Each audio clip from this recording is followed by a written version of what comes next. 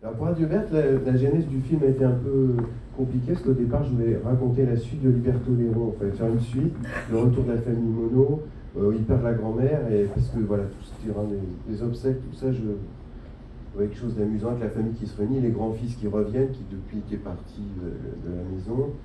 Et puis j'ai un mal fou à faire des suites, enfin, j'ai une espèce d'ennui terrible qui m'arrive, je m'étais déjà forcé pour le Parfum dans un noir.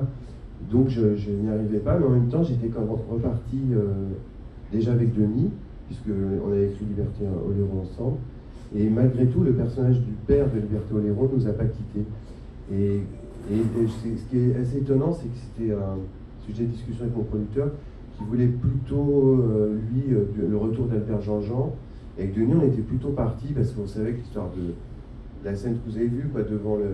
C'est presque le père de Liberto Léron devant les sites internet, là, à pas vouloir dépenser d'argent, et puis à décréter ça sera comme ça. Enfin, bon. Et donc, c'était pas facile. Alors, deux personnages pas si communs que ça.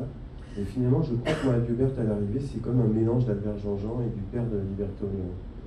Alors, Albert Jean-Jean, lui aussi, la fusion d'Arnaud de Versailles avec Gauche, et puis j'avais un personnage dans le film d'entreprise qui s'appelait Albert Capon, et que Denis jouait toujours, quel que soit le métier, qu'il soit pilote d'avion ou homme d'affaires pressé, c'était toujours Denis qui jouait dans mes films de commande pour Air France.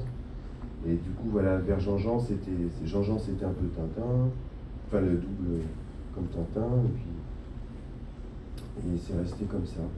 Et puis depuis, c'est marrant parce que tout ça est un gros foutoir, parce que j'ai appelé Grand Public Versailles Rive Droite, et je pense qu'en fait, le vrai Versailles Rive Droite, c'est plutôt celui-là.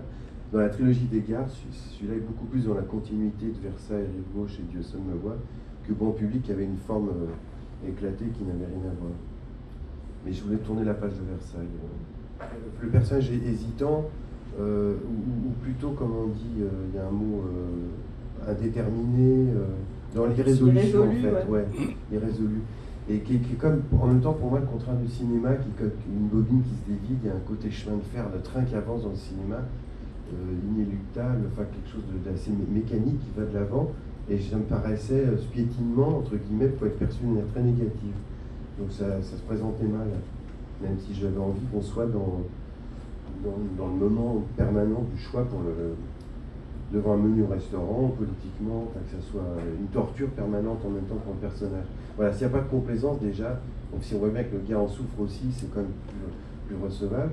Et puis après, je me suis dit que c'était carrément en fait un moteur, effectivement, parce que la métaphore que j'avais en tête, c'est le gars à un carrefour qui, ne sachant pas quelle route prendre, va voir chaque route pour du coup décider laquelle est la bonne, et donc il fait, au lieu d'un qui ferait une route, il en fait 4, ce qui témoigne aussi d'une ouverture de l'esprit, et puis d'une curiosité, et puis d'énergie, un truc un peu à la Pierre Richard, qui a commencé chaque route comme ça.